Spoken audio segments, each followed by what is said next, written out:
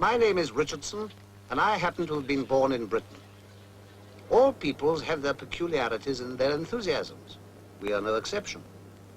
One of our enthusiasms is a game whose cause is served by experts and by those who only stand and wait. And while they wait, certain preparations, solemnly proceeding during many hours, reach their climax. For this is Lord's, deeply rooted in tradition and in the ritual tradition brings, where until the proper time, no man may enter unless he have some special access. Well, on this occasion, I have some special access. My name's Arlott, John Arlott, and later on I'll be telling you something about the match. In the meantime, out comes the old country land measure. 22 yards, 4 rods, poles or perches, 1 chain, the length of a cricket pitch. They're measuring out the wicket, and that is something of a ritual, as a matter of fact. It takes many hours of skillful work over many months to prepare a first-class wicket, and that's just what this is, the special test wicket, a very revered patch of English turf plumb in line with the pavilion door. The test wicket of all test wickets, when at Lord's England plays Australia. And when that happens, everything has to be just so, to start with anyway. And while they've been working, the crowds have been gathering, soon to grow to something like 30,000 people, to say nothing of those who have to stay at home and listen on the radio to people like me. 30,000 people and many millions throughout the world did but time and geography allow. This game called cricket had its origin in quiet places and lives on in equally quiet places, deep in the hearts of those who love it. What is it about this unobtrusive game? What is its magic? For magic it must surely be that makes men sit and watch and dream of past occasions and of wistful yearnings never quite fulfilled. Magic it is that makes the hush when captains meet. The wicket is inspected and another test begins.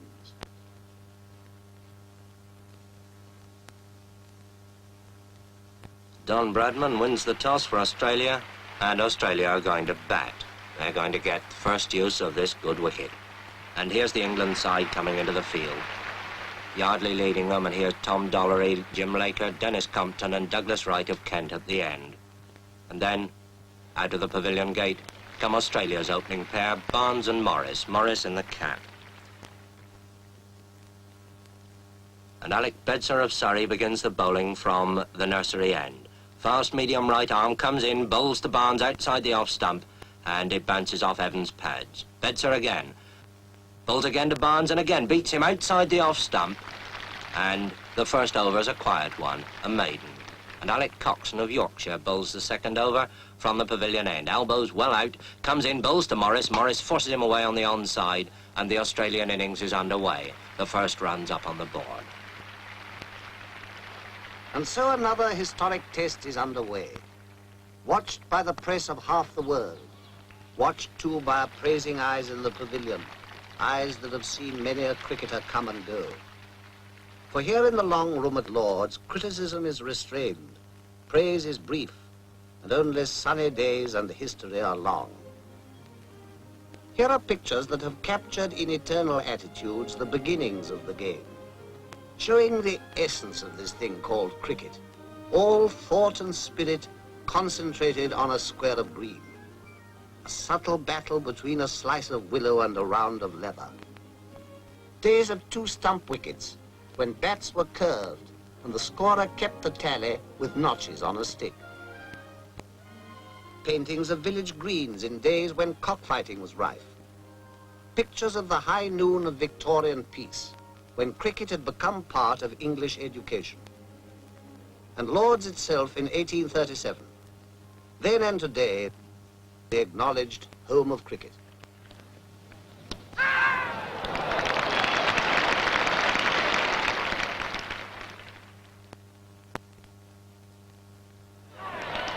Australia's innings has come to a close. The score stands high and is duly noted. There is time to breathe until England takes the field. Now, cricket in the hands of the experts, more than a game. It's a craft at least, almost a science. Let's ask an expert, Bert Rhodes of Derbyshire, to bowl us a leg break on this demonstration wicket. Now, there's the spinning finger, the third one, see, cuddled close against the seam. It comes up. Now, this is the perfect leg break. Watch where it pitches. Just outside the line of the leg stump, and it turns enough to beat the off stump. And now, the orthodox, the natural break, spun off that index finger, the off break. And this pitches, watch it, outside the line of the off stump, and it beats the leg stump. Now, that's the right arm bowler's orthodox weapon. Let's see how the batsman copes with it. As the ball comes down to him, turning into him, well, all right, he just lets it hit the bat. And that's why short-leg fieldsmen were born. Well, perhaps attack's the best method of defense. Down comes that off break again, and the batsman hooks it hard and high over those short-leg fieldsmen, but not over deep square leg. There is a way of doing it, of course, over the ball as it moves into you, and push it away along the ground, as Edrich does this ball from Lindwall, playing it to Barnes. When England are 27 for 1, which is nothing for Englishmen to be very happy about, and Ray Lindwall is bowling at full speed to Hutton. That ball's well up term, and he pushes it away past mid-off for a comfortable 2.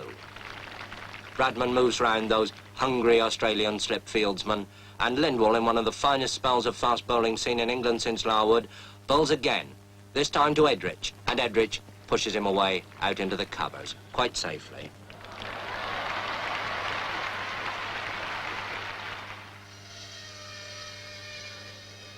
While experts battle, experts forge the weapons that they use. Good white willow with a wholesome heart, long seasoned, like the men who shape it. Skilled hands practicing a long-established craft. For wasn't John Small, the cobbler, making cricket balls at Hambledon 200 years ago? Since then, the craft has grown. And yet, there still remains the steadiness of eye and hand that sews the seams. Seams that in the bowler's hands will give the hidden feel for breaks and twists. Seems to withstand the onslaught of the bat. For the heart of a bat is firm, and its blows have strength and punch. Yes, it's got punch, all right. Power. And it doesn't get there by accident. Take the handle now, with its cane and rubber springing, to whip as it's got to when a Hutton or a Bradman drives a fast bowler far away. There's got to be good splicing for that kind of thing, too, but cricket and craftsmanship go hand in hand, and when handle meets blade in a cricket bat, you've got a real piece of craftsmanship. It's the same with the ball, sewn firm and tight, and when it's done, a durable, balanced projectile, carefully weighed and measured and graded, as precise in its making as the hands that will use it, as precise as a cricket bat. First-class weapons, one designed to break or swing and beat the bat, and the other to fathom the tricks of the bowler and send the ball far away. And it takes Doug Wright at number 11 with a wild swing over the bowler's head, sky high up there into the long field, to save England from the follow-on. And Ray Lindwall, with 4 wickets already in the match, bowls again from the pavilion end, and bowls Alec Bedser. And England are all out for 215, 135 behind Australia on the first innings. There'll be some long faces in the printing room at this news. There's quite an organisation down there. They keep abreast with the play, recording the fall of each wicket and the scores, so that late arrivals can pick up the score in detail straight away as they come in. With Australia 135 in front, they'll probably think that's a pretty sad threepennyworth. But now Australia have started their second innings. Bedser bowls to Barnes, his in-swinger, and Barnes puts it away, down to long leg. Round comes Hutton, fielding at long leg, and there's that quick low throw to Godfrey Evans. And now Wright bowls to Morris, and he's out.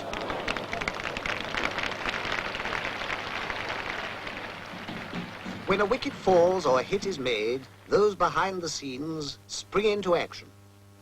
What they record will go speeding over land and ocean. When a batsman strikes, The whole world outside will want to know the score. And when they know it, they'll cast an envious thought to those who sat at Lord's and watched. And there goes Barnes, magnificently caught by Washbrook at long on for 141.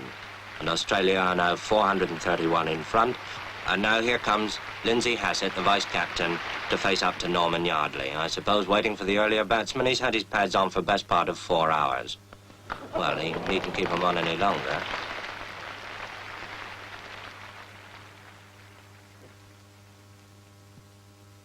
Meanwhile, the Don bats on. Don Bradman, on his last test tour and playing his last test innings at Lord's. Don Bradman, the pride of Australia and the despair of England. But whichever side one favours, who can but acclaim a master?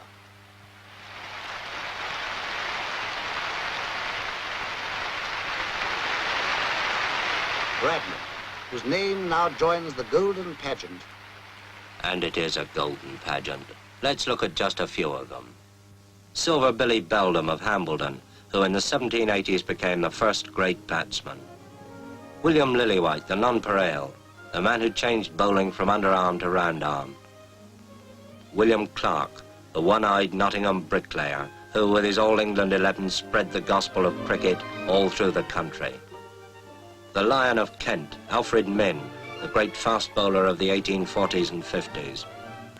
Spofforth, the demon bowler from Australia, who in the great test of 1882 even took the wicket of the old man. W.G. Grace, the Gloucestershire country doctor who turned a rustic sport into the science of modern cricket. The first man to score a century before lunch in a test, Victor Trumper. Ranji, and the bowler who suspended the laws of timing, Maurice Tate. Clary Grimmett, the most accurate of all leg break bowlers. A problem even for England's great opening pair, Jack Hobbs of Surrey and his imperturbable Yorkshire partner, Herbert Sutcliffe. Jack Hobbs, the modern master, who, in the 1930s, resigned his supremacy to a young man from Bowral, Donald George Bradman. A pageant of 170 years of cricketers on whom the sun always shines. In retrospect, anyway. But cricket casts its own peculiar glow, and in the years to come, this day too of rain and cloud will be sunlit in the memory. Will rain stop play? Anxious eyes survey the wicket. Willing hands turn to. But fate is kind and the battle is renewed. All through a cloudy afternoon they struggle on. The English batsman extra careful, heavily conscious of each wicket as it falls. England want 596 to win and Hutton's out for 13, and England 42 for 1 wicket. And now Toshak bowls to Edrich. Ian Johnson catches him at first slip. Edrich is out. England 52 for 2 wickets, and in trouble. That'll hurry him and depress him in the printing room. Well, with 2 wickets gone for 52, England are in a lot of trouble. Indeed, almost everything depends on the man who now comes out of the pavilion. Dennis Compton. And with Hutton gone, England's last real hope. So they fight on, a battle of muscle, sinew, and eye. For this is cricket at its finest, calling forth a quality deep in men, the calmness of a Compton on a sticky wicket when the world is watching, steadiness of nerve and quick agility. To be a Hobbs, a Sutcliffe, a Bradman, or a Compton. The heroes change with the years, but the dream to be a cricketer lives on in every generation. And the heroes pass on their knowledge. For cricket is a part of the very substance of a country's education. But the game knows no class, and indeed no frontier. In the West Indies, Australia, New Zealand, India, under the shadow of Table Mountain, developing the same qualities in men, regardless of background, color, or creed. England, 106 for 3, want an impossible 490 to win. Impossible? Well, Compton's still there. And here's Big Bill Johnson with that bucking, bridling run coming in to bowl to him. And Compton's out. England's last hope of the impossible. And now, Toshak bowls to Coxon. Toshak thinks he's out. Umpire thinks he's out. Coxon thinks it's a shame. Now it's all over, bar shouting. The day wears on. Another game is lost and won. Well, perhaps not quite. Defeat has come to England, and to Australia, victory. Australia takes the Ashes. But victory is the least that men play cricket for. They play it for a host of reasons, ill-defined and hard to seek. On school ground, on city street, on village green, they play on. For the urge wells deep from quiet places, in men and in the land they spring from.